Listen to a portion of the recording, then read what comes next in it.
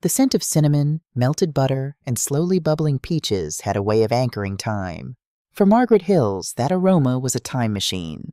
As she stood in the modest kitchen of her Los Angeles duplex, carefully lifting the heavy cast-iron skillet from the oven, she wasn't 72 years old. For a fleeting second, she was 35 again, standing in a cramped apartment in South Side Chicago, baking this exact same peach cobbler to celebrate her daughter Brianna's first straight-A report card. Margaret set the cobbler on the cooling rack and leaned against the laminate counter, exhaling a long, slow breath. Her knees ached, a dull, relentless throb that served as a daily receipt for 35 years of nursing, 35 years of double shifts, of lifting patients heavier than herself, of walking sterile hospital corridors under fluorescent lights that drained the color from her skin. She had done it all without a single complaint. Every extra hour, every missed holiday, every swollen joint had been a conscious trade. She had traded her youth and her comfort so that Brianna would never have to know what it felt like to be looked over, passed by, or told she wasn't enough. Today was Brianna's 43rd birthday. Margaret wiped her hands on her apron, her dark skin, lined with the beautiful, hard-earned geography of her life, glowing faintly in the morning light. She moved to the dining table, where a small, meticulously wrapped box sat waiting. Inside was a first-edition copy of Toni Morrison's Beloved, a book Margaret had hunted down and saved for years to buy. Tucked inside the cover was a check for $10,000. It was a staggering amount for a retired nurse, pulled from the very bottom of her emergency savings. Brianna had casually mentioned a few weeks ago that her husband Chad was dealing with some temporary liquidity issues regarding his latest tech investment. Margaret didn't fully understand Chad's world of venture capital and startups, but she understood the tight, anxious lines around her daughter's eyes. "Always taking care of her," Margaret whispered to the empty room, a soft, self-deprecating smile touching her lips. That's what mothers do. By noon, Margaret was steering her reliable 10-year-old Honda Accord up the Pacific Coast Highway. The transition from her quiet, working-class neighborhood to the sprawling, sun-drenched opulence of Santa Barbara always made her chest tighten. The air here smelled different, like expensive jasmine and salt water. She turned onto a private gated driveway, the gravel crunching under her tires. The house Brianna and Chad owned was a modern architectural marvel of glass, steel, and stark white walls. It overlooked the ocean, a monument to new money and relentless ambition. Margaret parked her Honda behind Chad's sleek, matte black Porsche, feeling the familiar, quiet sting of not quite belonging in the world she had broken her back to help her daughter enter. Balancing the warm cobbler in one hand and the wrapped book in the other, Margaret walked up the floating concrete steps. She didn't ring the bell. Brianna had always told her to just use the keypad, though the heavy oak door was already slightly ajar. Margaret stepped into the foyer. The house was freezing, the air conditioning blasting like a museum. "Brianna?" Margaret called out, her voice echoing off the vaulted ceilings and the cold Italian marble floors. "Sweetheart, it's Mama." "In the kitchen." Margaret navigated the massive open-concept living space. The walls were decorated with minimalist, abstract art that looked entirely devoid of a human soul. Pieces Chad had chosen, no doubt. When Margaret reached the kitchen, she found her daughter leaning against the monolithic quartz island. Brianna was breathtaking. She had Margaret's high cheekbones and deep, rich complexion, but that was where the physical similarities ended. Brianna was polished to a razor's edge. Her hair was pressed flawlessly straight, her designer silk blouse perfectly tucked into tailored trousers. She held a sleek smartphone to her ear, her manicured fingers tapping impatiently against the marble. She didn't look up when Margaret entered. "I don't care what the vendor says. Push the launch date back," Brianna snapped into the phone. "No, fix it. I have to go." She ended the call, tossing the phone onto the counter with a loud clatter. Only then did she look at Margaret. There was no smile, no softening of the eyes, just a weary, tight expression that bordered on outright annoyance. "Mom, you're early," Brianna said, crossing her arms. Margaret felt a familiar ache in her chest, but she pushed it down, forcing a bright, warm smile. She set the cobbler and the gift on the counter. "Happy birthday, my beautiful girl. I know you said you were busy today, but a mother can't just let her only child's birthday pass without making her favorite." Brianna stared at the foil-covered dish, her expression unreadable. "Mom, I haven't eaten carbs or refined sugar in 3 years. You know my trainer has me on a strict macro plan." It's just peaches and a little love, Bree, Margaret said softly, her smile faltering just a fraction. And I brought you a gift, something special. She slid the wrapped book forward. Brianna didn't reach for it. Instead, she let out a long, ragged sigh, dropping her head back to look at the ceiling. Mom, please, Brianna said, her voice tight, vibrating with a stress that seemed to originate from her very bones. I can't do this right now, I just can't. Margaret took a step forward, her maternal instincts overriding the cold reception. Brianna, honey, what is it? Is it Chad? Is it the money? Because I brought— Stop! Brianna's voice cracked like a whip in the silent kitchen. She pushed off the counter, her eyes suddenly blazing with a mixture of resentment and exhaustion. Just stop, Mom! Stop trying to fix things. Stop showing up here with your baked goods and your pathetic, suffocating need to be my savior. Margaret froze. The air in the room seemed to vanish. Brianna, I'm just trying to celebrate. I didn't ask you to, Brianna interrupted, her voice trembling now, the veneer of the polished executive shattering completely. Do you have any idea how exhausting it is to be your daughter? Every time you look at me, every time you hand me something, I feel the weight of every shift you worked, every dollar you saved. You don't just love me, Mom. You smother me with your sacrifices. You weaponize your hardship. Weaponize? Margaret whispered, the word tasting like ash in her mouth. I gave you everything I had so you could fly, Brianna. And you expect me to carry you on my back while I do it? Brianna shouted, tears finally spilling over her dark lashes. She gripped the edge of the counter, her knuckles turning white. I am drowning in this house. I am drowning in my marriage. And then you walk in here playing the perfect, selfless martyr, reminding me that I owe you my very existence. I am so sick of being indebted to you. Margaret stood completely still. Her heart was beating so hard she could hear it in her ears.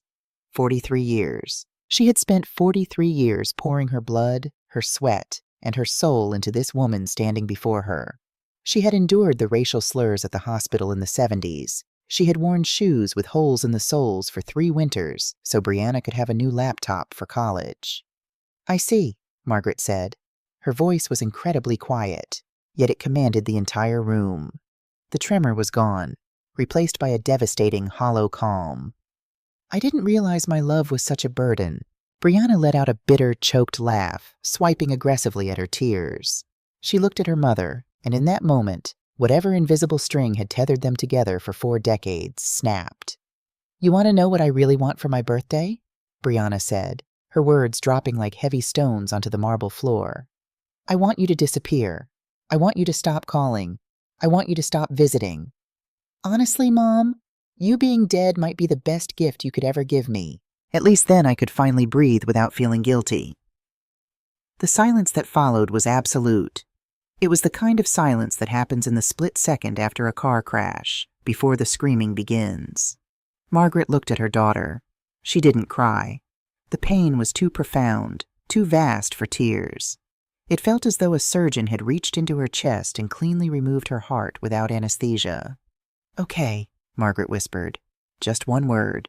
She didn't grab the cobbler. She didn't grab the book with the $10,000 check hidden inside.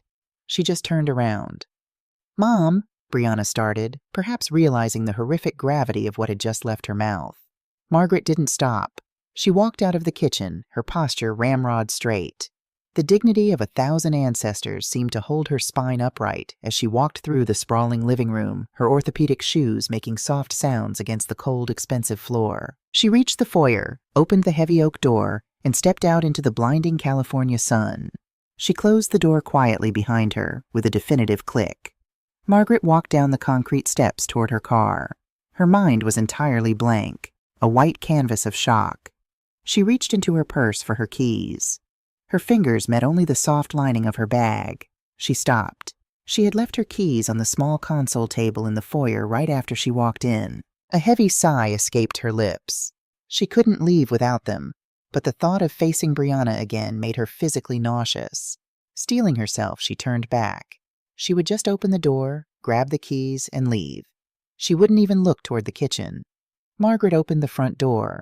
She stepped into the foyer, moving silently. She reached for her keys on the console table. As her fingers brushed the cool metal, a voice drifted from the hallway that led to Chad's home office. It wasn't Brianna's voice.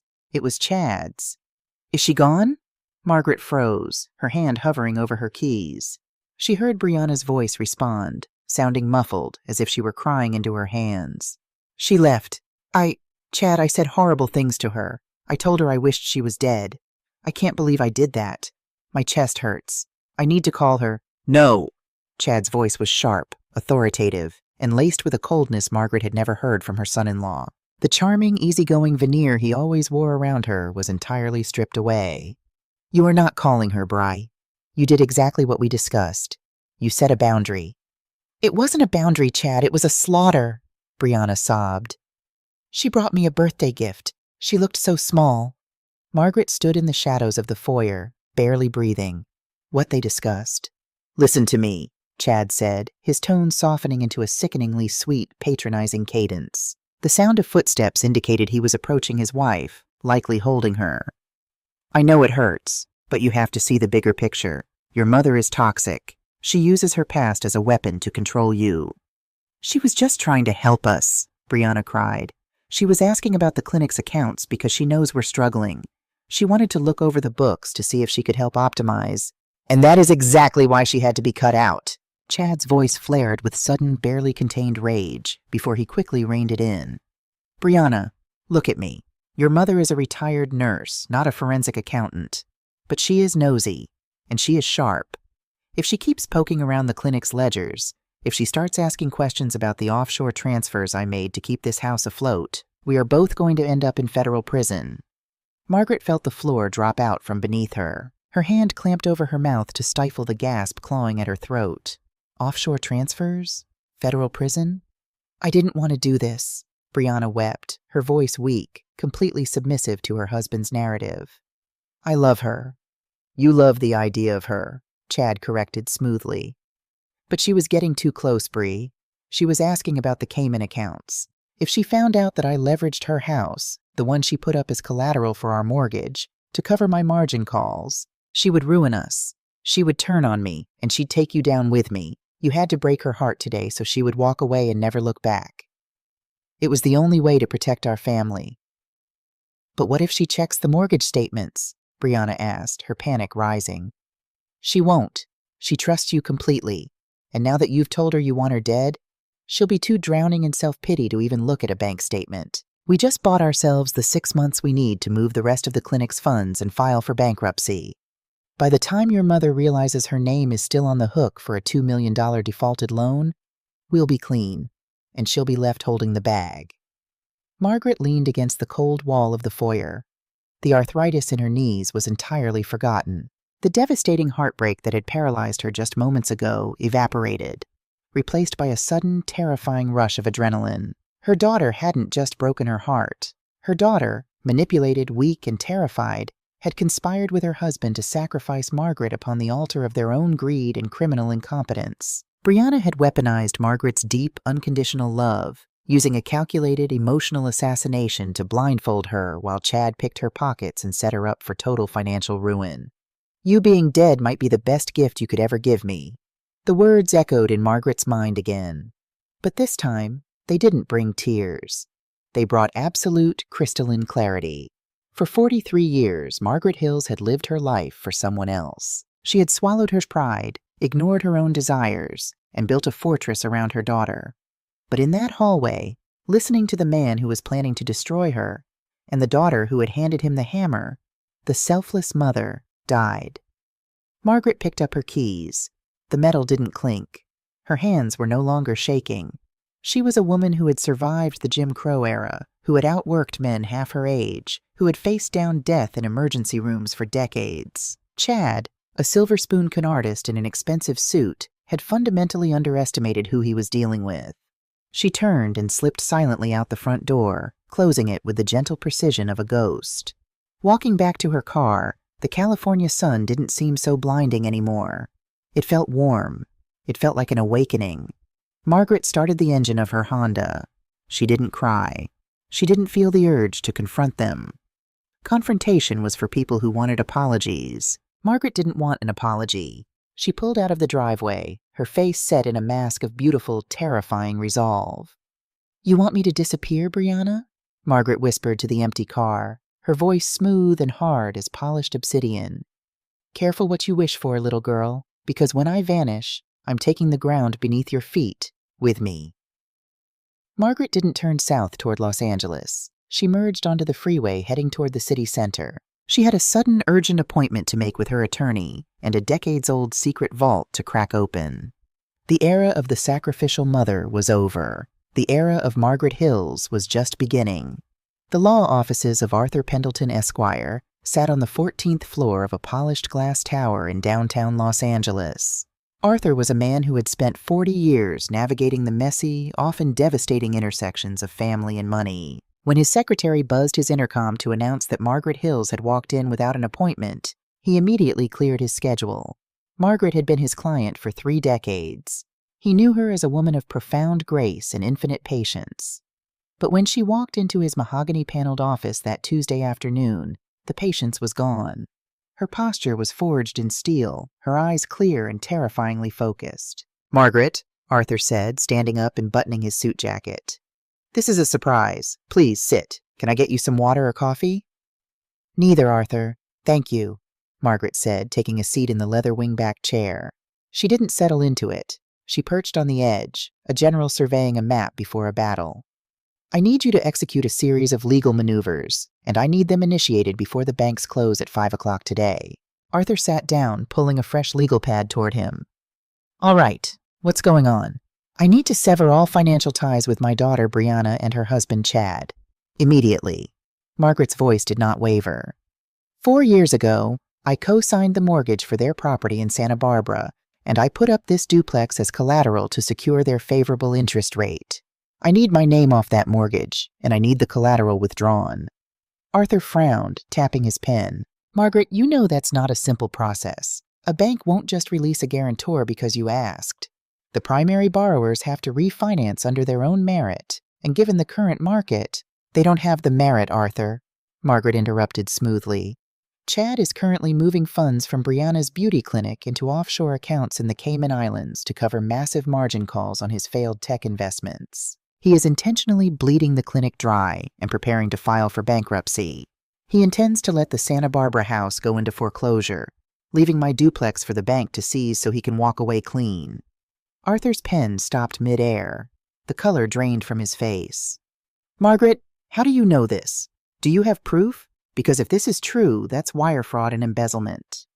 "I heard it from his own mouth an hour ago," Margaret stated, her face an unreadable mask. "And I know that standard banking clauses dictate that if a guarantor has reasonable documented suspicion of financial fraud or criminal negligence by the primary borrower, the guarantor has the right to file an emergency injunction to freeze the collateralized asset and notify the lender's fraud department. I want you to draft that injunction. Call the bank. Tell them the guarantor is reporting suspected offshore embezzlement."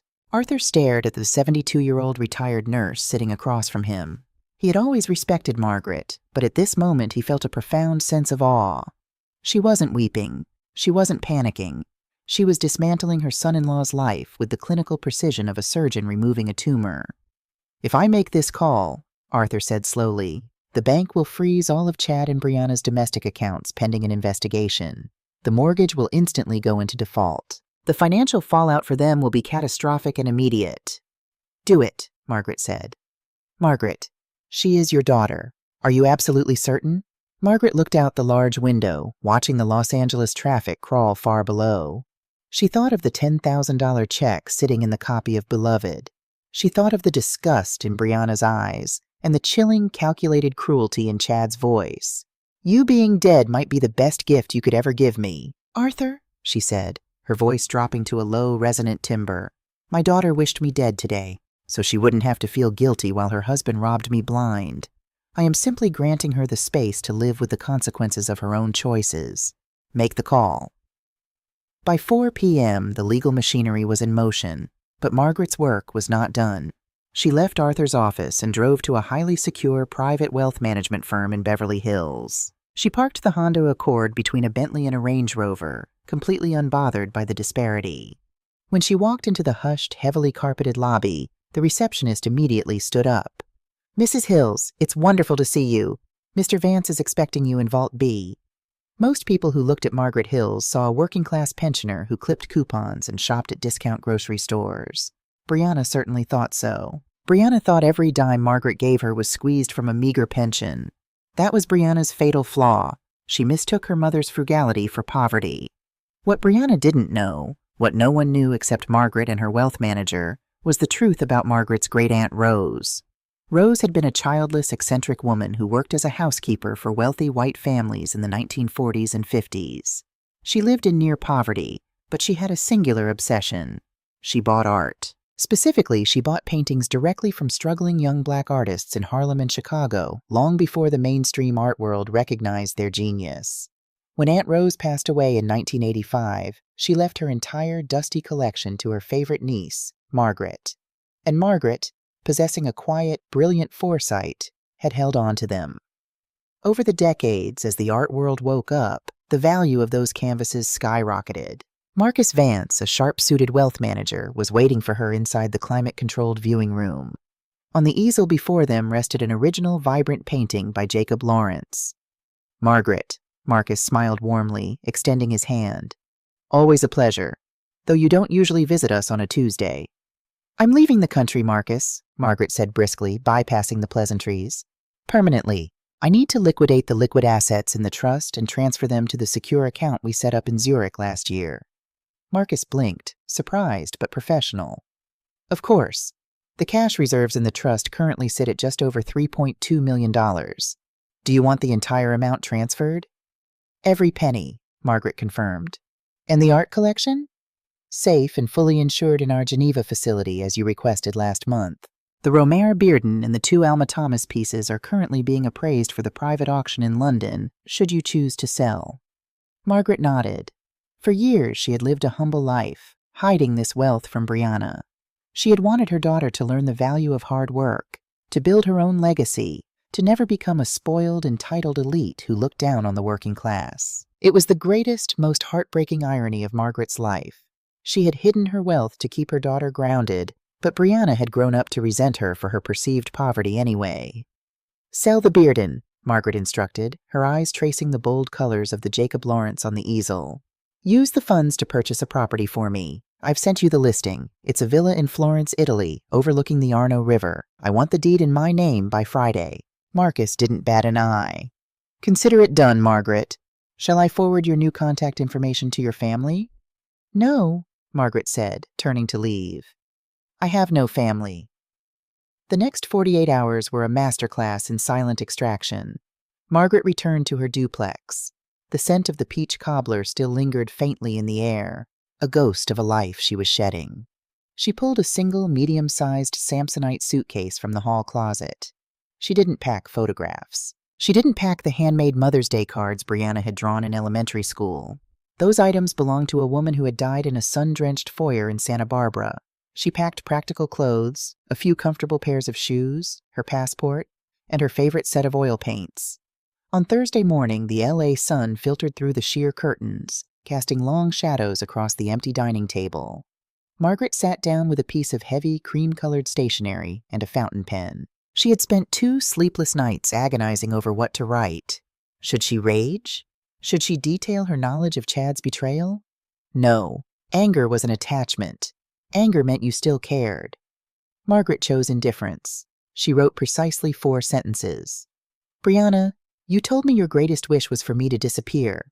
I have always done everything in my power to give you what you want, and this will be no exception. My name has been removed from your liabilities, and I have stepped out of your life permanently. Do not look for me. Margaret." She placed the letter in a plain envelope, wrote Brianna's name on it, and left it dead center on the dining table. She locked the front door of the duplex, leaving the keys in the mailbox for the real estate agent she had hired to sell the property. She got into an Uber, her expression serene, and headed toward LAX. 2 hours up the coast in Santa Barbara, Brianna's world was about to catch fire. She was sitting in her lavish office at the beauty clinic, approving a massive order for imported dermal fillers when her private line rang. It was the manager at First Republic Bank. "Mrs. Davis," the manager said, his tone devoid of its usual sycophantic warmth. I'm calling to inform you that your domestic accounts, both personal and business, have been temporarily frozen. Brianna laughed, a sharp, confused sound. I'm sorry, what? That must be a glitch. My husband just transferred $300,000 into the operating account yesterday. Your accounts have been frozen pending a federal inquiry into suspected offshore wire fraud, the manager continued, his voice tight. Furthermore, we received an emergency injunction this morning from the legal counsel of your mortgage guarantor, Mrs. Margaret Hills. She has formally reported suspected financial negligence and has withdrawn her collateral from your Santa Barbara estate. Because the collateral has been pulled and the accounts are frozen, your mortgage is now officially in default. Foreclosure proceedings will begin in 30 days. Brianna stopped breathing. The expensive filler catalog slipped from her hands, scattering across the hardwood floor. My mother? Brianna stammered, the room suddenly spinning. That's impossible. My mother is a retired nurse. She doesn't have the legal power to freeze a bank account. Mrs. Hill's legal team was extremely thorough, Mrs. Davis. I suggest you contact your husband and retain criminal defense counsel immediately. The line went dead. Brianna sat paralyzed. The cold, sterile walls of her clinic seemed to close in on her. Wire fraud? Mortgage default? She grabbed her phone, her fingers shaking so violently she could barely unlock the screen. She dialed Chad. It went straight to voicemail. She dialed again. Voicemail. Panic, raw and suffocating, clawed up her throat. She remembered the conversation in the hallway on Tuesday. She remembered Chad telling her to cut her mother off to buy them time. But he had said the money was for a tech investment. He had said bankruptcy, not wire fraud. He had said her mother would be too hurt to notice. But her mother had noticed. Her mother had somehow found out, and instead of crying, instead of confronting them, Margaret had simply pulled the pin out of the grenade and walked away. Mom, Brianna gasped, suddenly leaping from her chair. She sprinted out of the clinic, ignoring the bewildered shouts of her receptionist, and threw herself into her Porsche. She broke every speed limit driving south to Los Angeles, her heart hammering against her ribs like a trapped bird. She's my mother, Brianna kept repeating to herself, tears streaming down her face, ruining her perfect makeup. She'll fix this. I just have to apologize. I'll tell her Chad lied to me. She always fixes it. She arrived at the duplex in South Central LA, her tires screeching against the curb. She ran up the walkway, her designer heels clicking frantically. She pounded on the door. Mom! Mom, open up, please! Silence. She noticed the lockbox on the doorknob, a real estate lockbox. With trembling hands, Brianna ran around to the back of the house, grabbed a heavy garden stone, and smashed the glass of the back door. She reached in, unlocked it, and stumbled into the kitchen. The house was immaculate, smelling faintly of lemon polish and stale air. It was completely empty of Margaret's personal presence. The coat rack was bare. The shoes by the door were gone. Mom? Brianna whispered, walking into the dining room. There, sitting alone on the pristine wooden table, was the envelope. Brianna tore it open. Her eyes scanned the 4 sentences. I have stepped out of your life permanently. Do not look for me. The piece of paper slipped from her fingers, fluttering to the floor like a dead leaf. Brianna collapsed into one of the dining chairs, pulling her knees to her chest, and let out a wail of absolute, unadulterated terror. The safety net she had spent her entire life taking for granted, the woman she had abused and dismissed, was gone. And she was entirely, utterly alone in the ruins of the life she had let her husband build on her mother's back. 7,000 miles away, cruising at an altitude of 35,000 feet, Margaret Hills sat in a plush, reclining seat in the first-class cabin of an Emirates flight bound for Milan, with a connection to Florence. She was dressed in a soft cashmere sweater, a silk scarf draped elegantly around her neck. On the tray table in front of her sat a glass of expensive Barolo wine and a sketch pad. Margaret looked out the small oval window at the endless expanse of clouds illuminated by the setting sun. For the first time in 43 years, she didn't wonder if Brianna had eaten. She didn't wonder if Brianna was stressed at work. She didn't feel the crushing, invisible weight of maternal guilt. She felt light. She felt like a canvas that had been wiped clean, ready for entirely new colors. "Excuse me, ma'am," the flight attendant said softly, offering a warm smile. "We will be beginning our descent into European airspace shortly. Is there anything else I can get for you?" Margaret took a slow sip of the red wine, savoring the rich, complex notes of dark cherry and oak. She picked up her graphite pencil, looking down at the outline of the Duomo she had begun to sketch. "No, thank you," Margaret smiled, her eyes crinkling with genuine, profound peace. "I have everything I need." The Tuscan sun did not merely shine. It poured like liquid gold over the terracotta rooftops of Florence, warming the ancient cobblestones and reflecting off the gentle ripples of the Arno River. For Margaret Hills, this light was a revelation. It was entirely unlike the harsh, unforgiving glare of the California sun or the sterile fluorescence of the Los Angeles hospital wards where she had spent her life. This light forgave. This light inspired. Margaret stood on the expansive stone balcony of her newly acquired villa in the Oltrarno district, a paintbrush resting lightly between her fingers. She wore a loose linen blouse smeared with cerulean and burnt umber, her feet bare against the sun-warmed tiles. Before her on a wooden easel sat a nearly finished canvas, a vibrant, emotive portrait of an old Italian woman selling flowers in the Piazza del Santo Spirito. The strokes were bold, the colors unapologetic, a stark contrast to the quiet, invisible life Margaret had lived for 4 decades. "It breathes, Signora Margaret," a voice said from the doorway.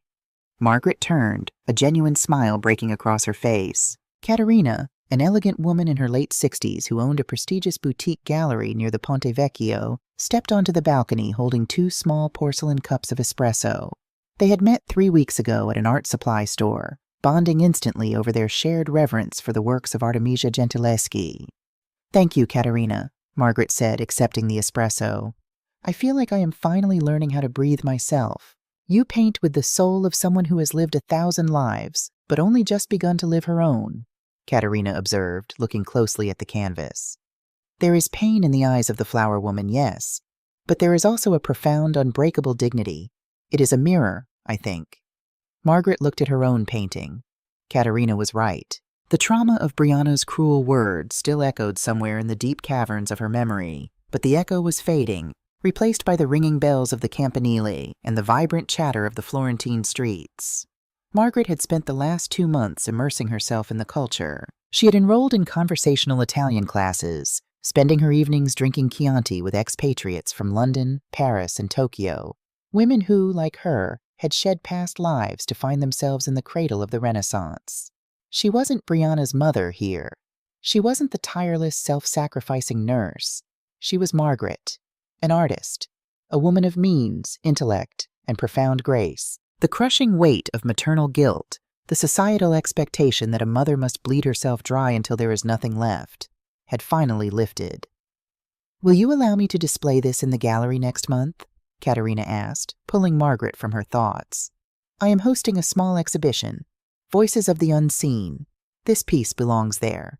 Margaret felt a flutter in her chest, not of anxiety, but of pure, unadulterated joy. A dream deferred for 50 years was finally blooming. "I would be honored, Caterina." 9 time zones away, in the cold, sprawling metropolis of Los Angeles, there was no art, and there was no peace. There was only the suffocating scent of panic and the sound of packing tape ripping across cardboard. Brianna sat on the floor of the massive empty living room of the Santa Barbara estate. The minimalist, soulless art that Chad had so proudly purchased was gone, liquidated at a fraction of its cost to pay for emergency legal retainers. Outside, a tow truck was hooking up Chad's matte black Porsche. The bank had not bluffed. With Margaret's collateral withdrawn and the fraud investigation freezing their primary accounts, the financial dominoes had fallen with terrifying speed. Brianna looked hollowed out. She had lost 15 pounds in 2 months. Her perfect silk blouses were wrinkled. Her manicured nails were bitten down to the quick. Every time her phone rang, she flinched, expecting another debt collector, another lawyer, or the federal investigators who had begun circling Chad's clinic like vultures. Chad paced the floor, his tie loosened, his hair disheveled. The smooth, charming venture capitalist facade had completely melted away, revealing a cornered, desperate animal. "We need a stay of execution on the foreclosure," Chad muttered, chewing on his thumbnail. "If we lose this house, the optics will destroy any chance I have of securing bridge financing from my New York contacts." "Optics?" Brianna laughed, the sound bitter and cracked. "Chad, the FBI raided the clinic's servers on Tuesday. We are 50 days from being homeless, and you are worried about optics? My mother is gone. She took the safety net. We are drowning." Chad stopped pacing and turned to his wife. A dark, calculated light flickered in his eyes. He walked over and knelt beside her, grasping her shoulders a little too tightly. "She took the safety net because she wasn't in her right mind, Brianna," Chad said, his voice dropping to a low, hypnotic whisper. Brianna frowned, pulling back slightly. "What are you talking about?" "Think about it," Chad pressed, his eyes wide, feigning earnest concern. "Your mother was a devoted, loving woman. For 43 years, she worshipped the ground you walked on. Does a woman like that just wake up one day, secretly liquidate her assets, initiate a complex legal maneuver to ruin her only daughter, and flee the country? No, that is erratic, paranoid behavior." Brianna stared at him, the dissonance ringing in her ears. "Chad, she left because of what we said, because of what I said to her on her birthday. You said a few harsh words during a stressful moment. That doesn't justify a scorched earth campaign," Chad argued smoothly, weaving the narrative. "Brianna, your mother is 72. What if she's suffering from early onset dementia? What if it's Alzheimer's? The paranoia, the sudden personality shift, the reckless financial decisions. These are textbook symptoms of cognitive decline." "She didn't seem confused, Chad. She seemed precise." "She's sick, Bree," Chad insisted, his grip tightening. "And she is being taken advantage of by whoever helped her move that money. If we go to a judge and file for an emergency medical conservatorship, if we declare her mentally incompetent, we can invalidate the withdrawal of the collateral. We can have her Zurich accounts frozen and repatriated. We can save the house, save the clinic, and get your mother the psychiatric help she clearly needs." Brianna felt a cold knot form in her stomach. What Chad was suggesting was monstrous. To stand before a judge and brand her mother, a fiercely intelligent, capable woman, as a lunatic just to steal back her money? It was a profound violation. "I can't do that to her," Brianna whispered, tears welling in her eyes. "It's perjury.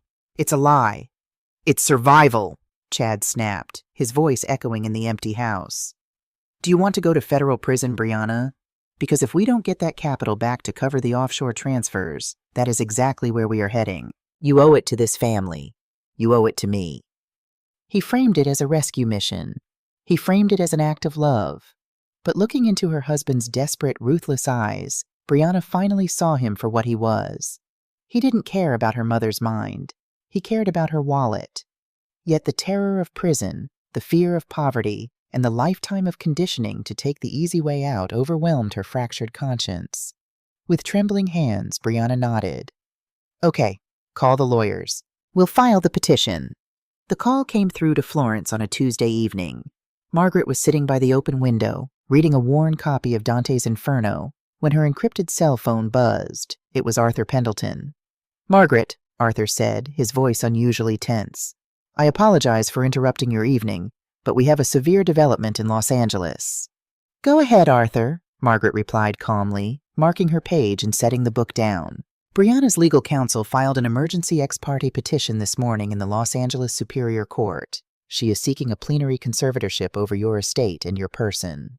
Arthur paused, clearly disgusted by what he had to say next. "They are alleging severe, rapid-onset dementia. They claim your actions over the past 2 months are the result of paranoid delusions and cognitive collapse, and they are moving to invalidate your signature on the mortgage withdrawal and have your international assets frozen and seized." Margaret looked out the window. The sun was setting, casting long, bloody streaks of crimson across the Italian sky. She felt a brief, sharp stab of sorrow, not for herself, but for the moral death of her daughter. Brianna had crossed the final, unforgivable line. "I see," Margaret said quietly. Her voice held no panic, no outrage, just a chilling, absolute stillness. "She is trying to declare me insane to rob me." "It is a despicable, underhanded tactic," Arthur said angrily. "And unfortunately, it's a tactic that judges take seriously. An emergency freeze could tie up your funds for months while we fight it out in court. I need you to fly back to LA immediately to undergo a court-mandated psychiatric evaluation. If you don't show up, they will win by default." Margaret took a sip of her sparkling water. "I am not flying back to Los Angeles, Arthur. I have an art exhibition to prepare for." "Margaret, you don't understand." "No, Arthur, you don't understand," Margaret interrupted gently.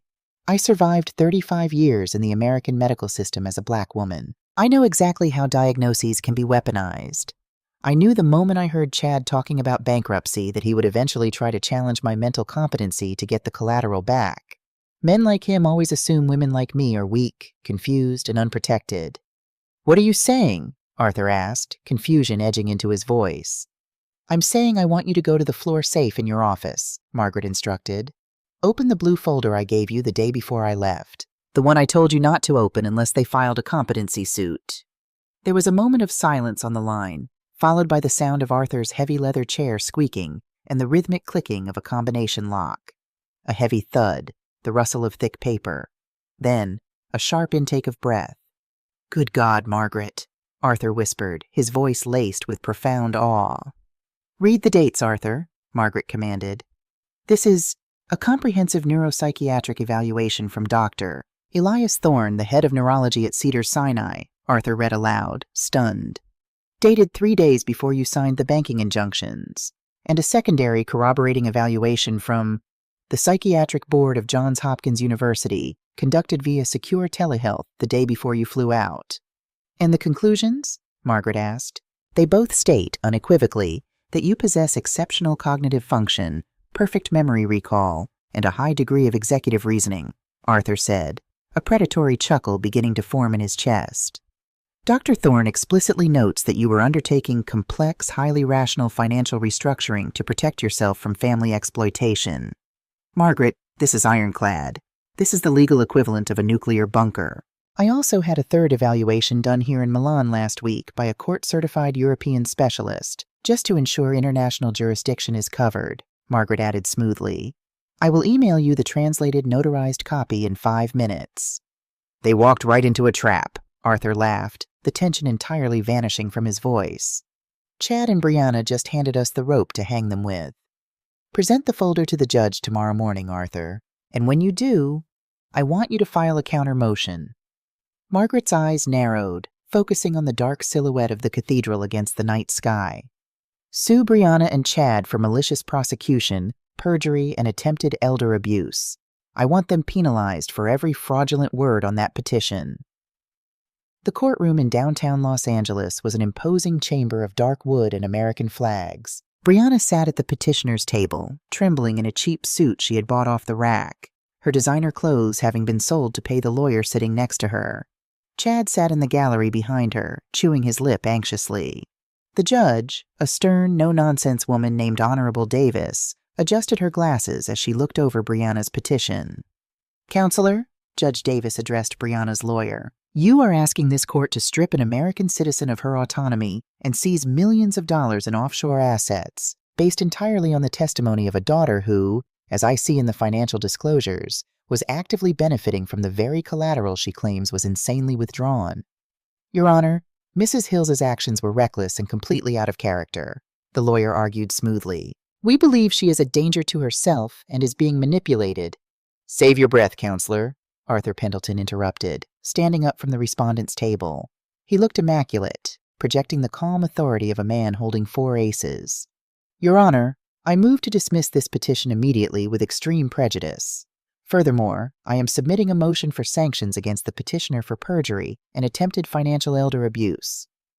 Brianna's lawyer scoffed. "Your Honor, Mr. Pendleton is deflecting. I am submitting into evidence Exhibits A, B, and C," Arthur boomed, walking toward the bench and handing the bailiff the thick blue folder. 3 independent comprehensive neuropsychiatric evaluations of my client, Margaret Hills. 2 conducted by the top neurological departments in the United States, and 1 by a court-certified specialist in the European Union. All 3 evaluations were conducted preemptively, days before and weeks after the financial decisions in question. Brianna felt the blood drain completely from her head. She turned around to look at Chad. His face was ashen, his eyes wide with sudden, absolute terror. Judge Davis opened the folder. The courtroom was dead silent as she read the summaries. Her eyebrows rose higher and higher. When she finally looked up, her gaze settled on Brianna, and it was filled with a chilling judicial fury. "It says here," Judge Davis said, her voice dripping with ice, "that Mrs. Hills scored in the 99th percentile for executive cognitive function. It also notes her explicit documented fear that her daughter and son-in-law would attempt to fraudulently declare her incompetent to cover up their own financial mismanagement." "Your Honor, we had no idea," Brianna's lawyer started, visibly sweating now, realizing his clients had lied to him. "You had no idea because your clients are attempting to use my courtroom to commit a felony," Judge Davis snapped, slamming her hand flat against the desk. She looked directly at Brianna, who was shrinking into her chair. "Mrs. Davis, your mother did not lose her mind.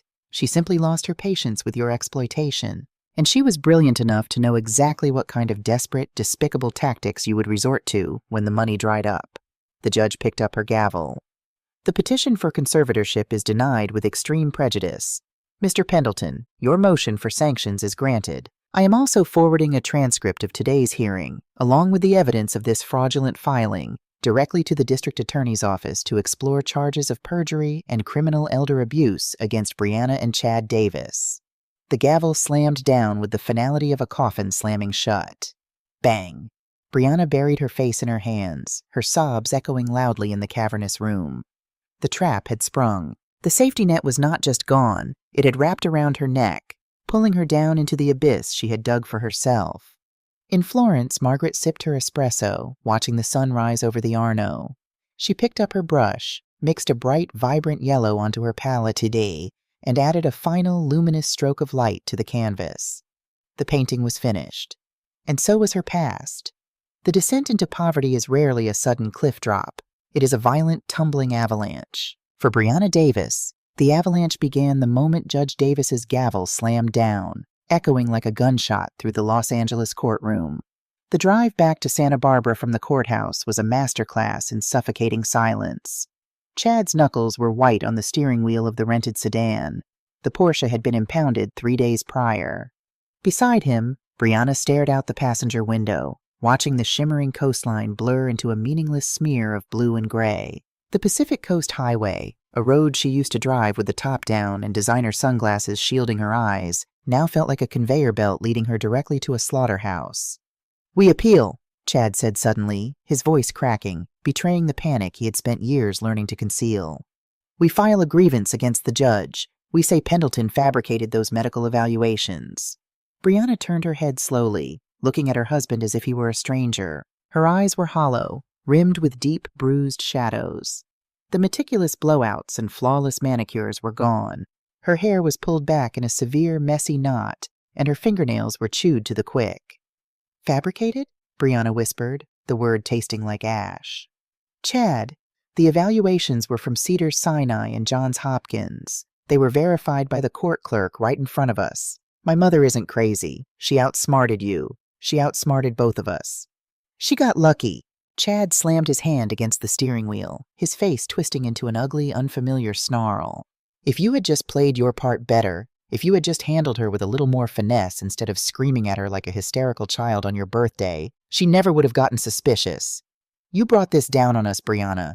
Your complete inability to manage your own mother blew up my entire financial strategy."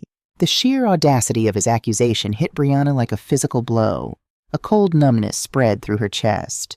For years, Chad had been the charming architect of their lives, always one step ahead, always spinning a brilliant narrative about liquidity events and bridge capital. She had trusted him implicitly. She had worshipped at the altar of his ambition. To protect that ambition, she had taken a knife to the deepest, purest bond in her life. She had looked into the eyes of the woman who had sacrificed her youth, her body, and her dreams to raise her, and told her to drop dead. And for what? For a man who was now sitting beside her, smelling of stale sweat and cheap cologne, blaming her for the collapse of a house of cards he had built with stolen money. 2 weeks later, the Santa Barbara mansion was officially reclaimed by the bank. The eviction notice, taped to the grand oak door, fluttered mockingly in the ocean breeze. They moved in the dead of night to avoid the neighbors' stares, stuffing whatever clothes and personal items hadn't been seized by creditors into the back of a rented U-Haul van. Their new residence was a cramped 2-bedroom apartment in a dilapidated complex in Van Nuys, deep in the smog-choked San Fernando Valley. The contrast was brutal. There were no vaulted ceilings here, no infinity pool overlooking the Pacific. There was only water-stained drywall, the persistent hum of a failing refrigerator, and the smell of old grease and cheap cleaning chemicals baked into the cheap carpet. The walls were paper-thin. On their 3rd night there, Brianna sat on a mattress on the floor. They couldn't afford a bed frame, listening to the couple next door screaming at each other over grocery money.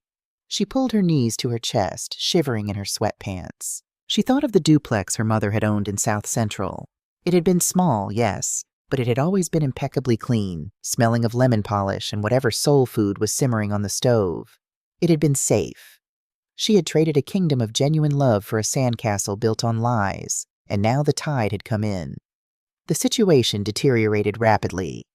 The FBI's investigation into the beauty clinic's finances had expanded. Because Brianna was listed as the primary owner and managing director of the clinic, a legal structure Chad had insisted upon for tax benefits, the federal agents were focusing heavily on her.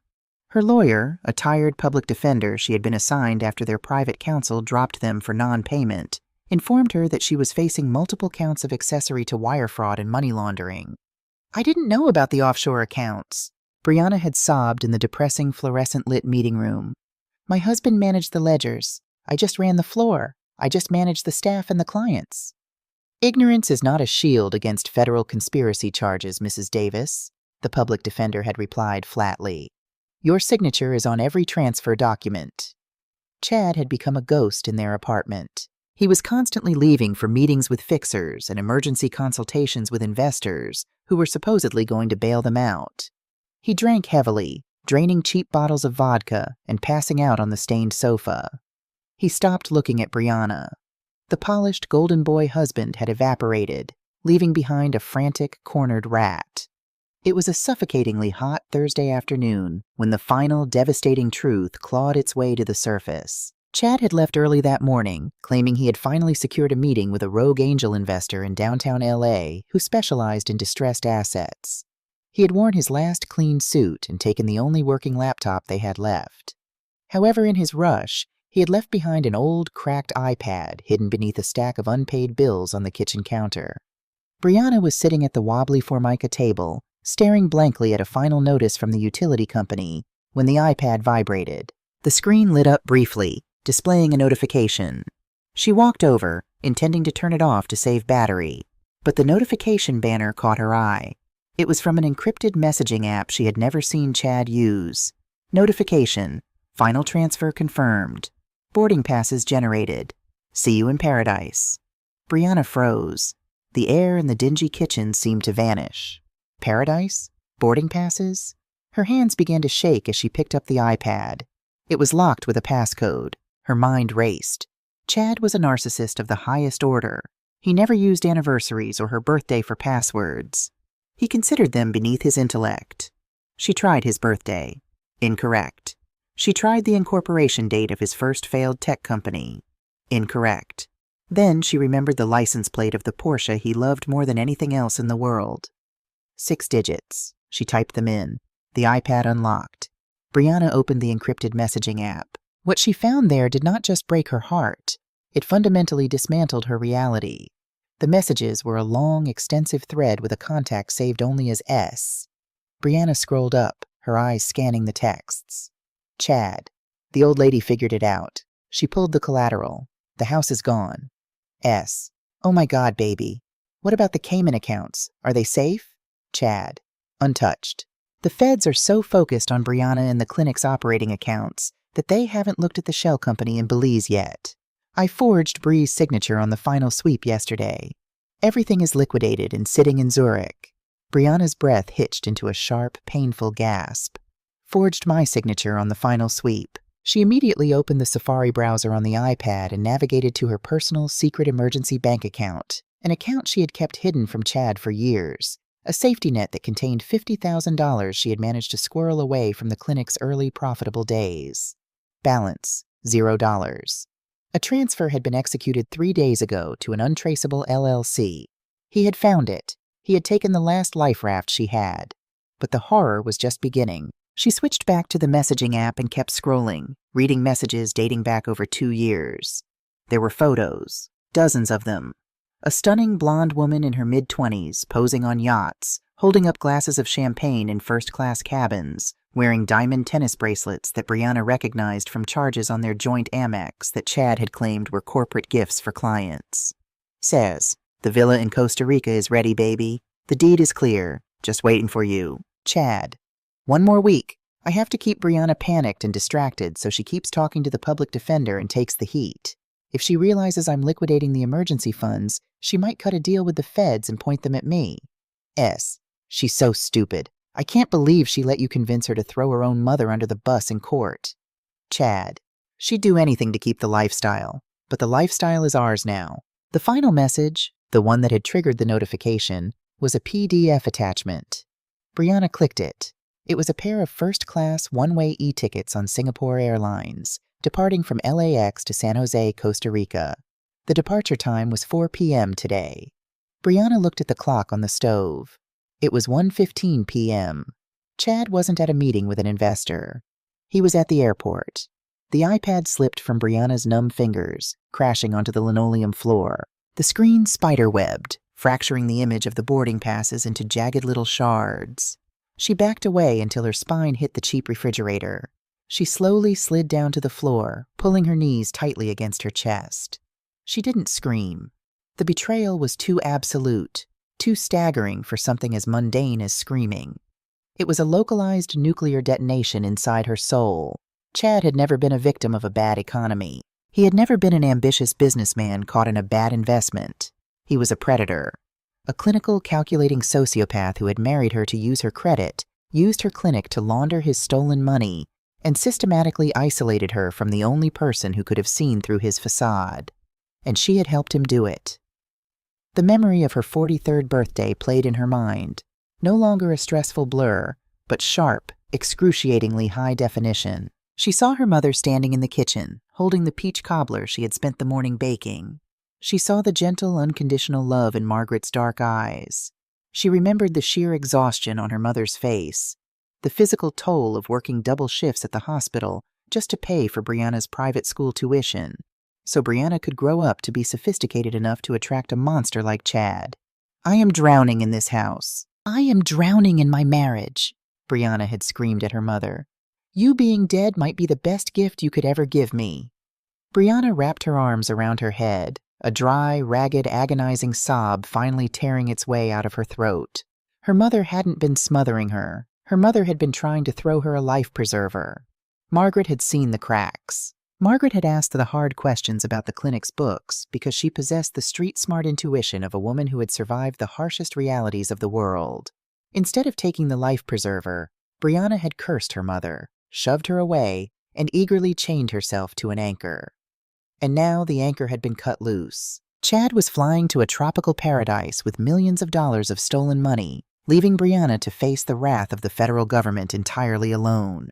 She would be indicted. She would likely go to prison for crimes she didn't commit, simply because she had been vain enough and foolish enough to sign documents without reading them, trusting a man who saw her only as a human shield.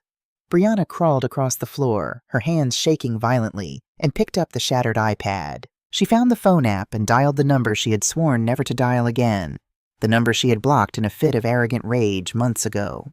It rang once, twice, 3 times. "The number you have reached is no longer in service. Please check the number and try again." The automated voice was cold, mechanical, indifferent. Margaret Hills had kept her promise. She had vanished completely. The safety net was gone, the bridge was burned to ash, and the ashes had been scattered to the wind. Brianna dropped the iPad. She laid her cheek against the cold, filthy linoleum of the Van Nuys apartment, staring blankly at the dust motes dancing in the shaft of sunlight piercing through the broken blinds. For the first time in her life, the polished, arrogant, heavily credentialed Brianna Davis understood the true meaning of the word ruin. It wasn't just the loss of money or status. True ruin was looking in the mirror and realizing that the architect of your destruction wasn't the man who robbed you, but the reflection staring back at you. She had sacrificed a queen to protect a pawn, and now it was checkmate. Outside, in the smoggy Los Angeles afternoon, the distant rising wail of police sirens began to cut through the oppressive heat. They were getting closer. Chad had left her holding the bag, and the bill had finally come due. The inside of a federal holding cell smells like bleach, rusted iron, and profound, inescapable despair. Brianna Davis spent 72 hours in that smell. When the FBI agents had kicked down the door of the Van Nuys apartment, she hadn't even fought them. She had simply held out her wrists, too emotionally decimated to speak. She was indicted on 3 counts of accessory to wire fraud and 1 count of conspiracy to commit money laundering. Her public defender, An exhausted woman carrying a briefcase overflowing with hopeless cases had managed to secure a pre-trial release on a minimal bond, citing Brianna's lack of passport. The FBI had confiscated it, and her completely drained bank accounts. She wasn't a flight risk. She had nowhere to fly to. "You are facing 10 to 15 years in federal prison, Mrs. Davis," the public defender had told her in the echoing hallway of the courthouse. "Given the paper trail your husband left with your signature on the shell company transfers, the prosecutors are going to use you to make an example.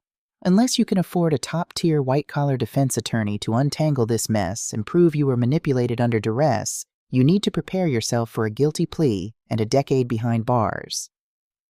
10 years. Brianna had walked out of the courthouse into the blinding Los Angeles sun, a ghost haunting her own ruined life. She had exactly $42 in her pocket. She had no friends. Chad had alienated them all, or they had fled at the first whisper of an FBI raid. She had no husband, and she had murdered her relationship with her mother.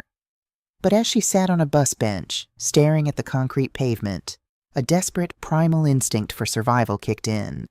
She remembered the small velvet box hidden deep in the lining of her old winter coat, sitting in a plastic trash bag back at the apartment. It was her grandmother's vintage diamond engagement ring.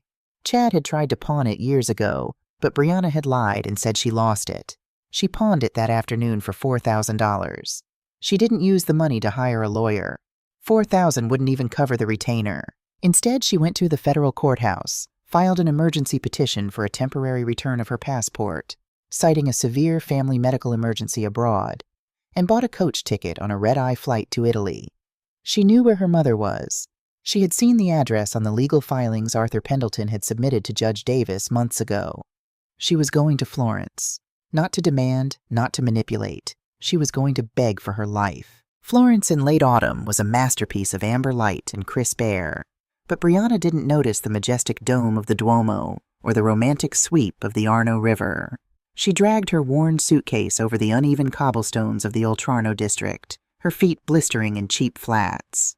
She wore a faded sweater and dark sunglasses to hide eyes that were swollen from weeks of crying. She found the address on a narrow, picturesque street lined with artisan shops. It wasn't a residence. It was a boutique art gallery. The elegant gold lettering on the glass window read, "Caterina Rossi Galleria, Voices of the Unseen," featuring the debut collection of M. Hills. Brianna's breath caught in her throat. She pushed open the heavy glass door. A small bell chimed. The gallery was bathed in warm, sophisticated lighting. Soft classical music played in the background.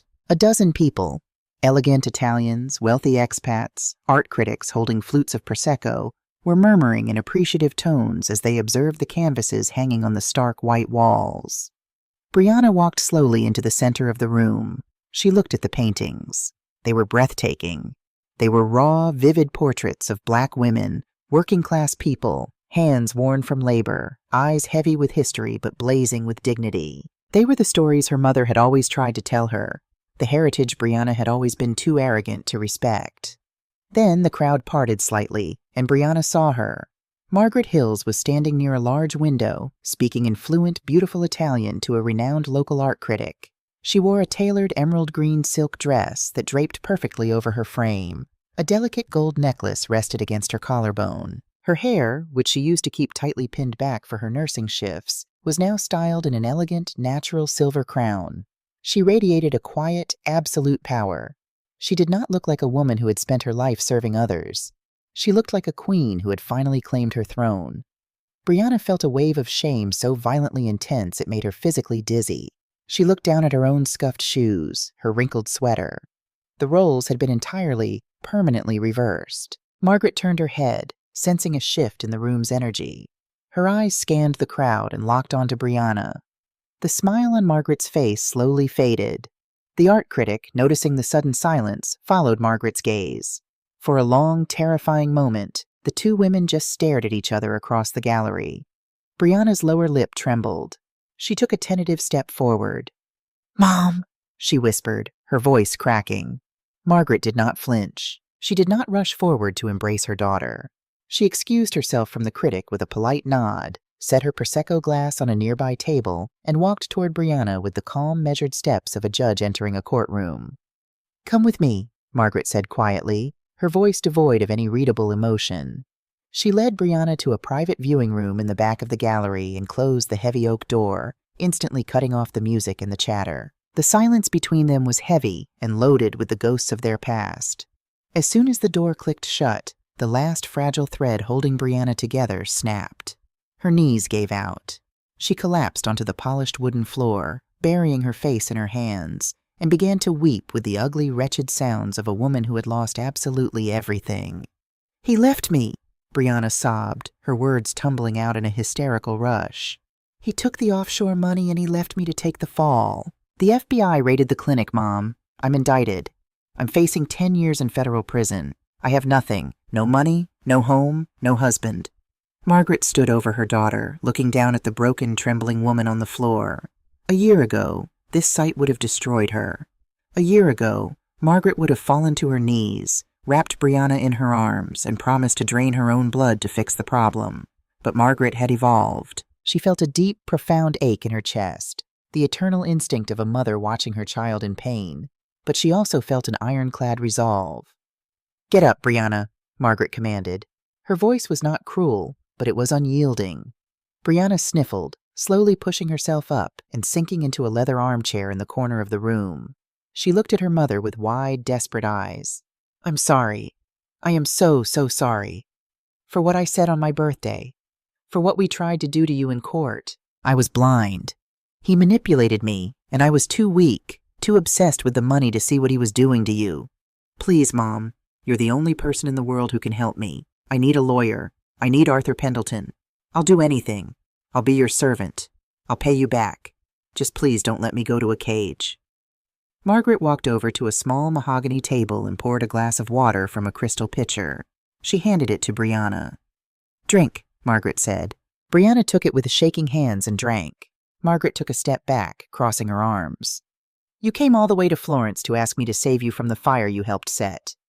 "I was manipulated!" Brianna cried out. "You were a willing participant in your own delusion," Margaret corrected her sharply, the truth slicing through Brianna's excuses.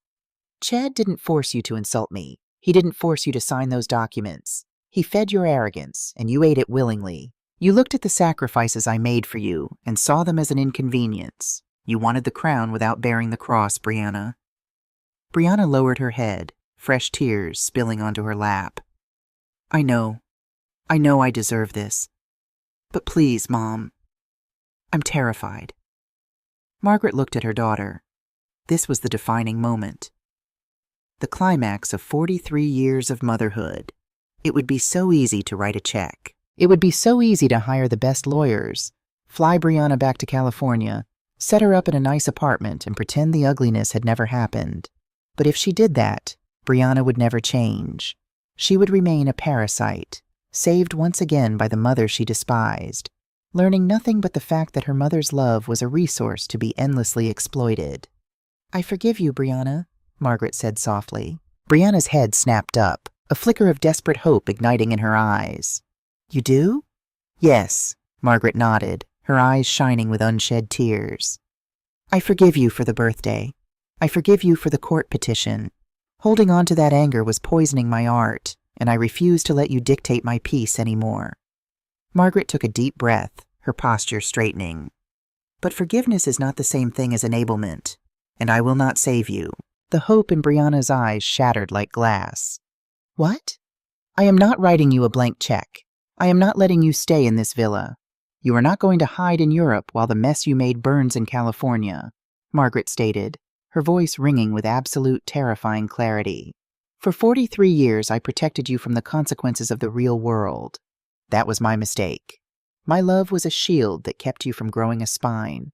I will not make that mistake again." Brianna began to hyperventilate. "You're going to let me go to prison?"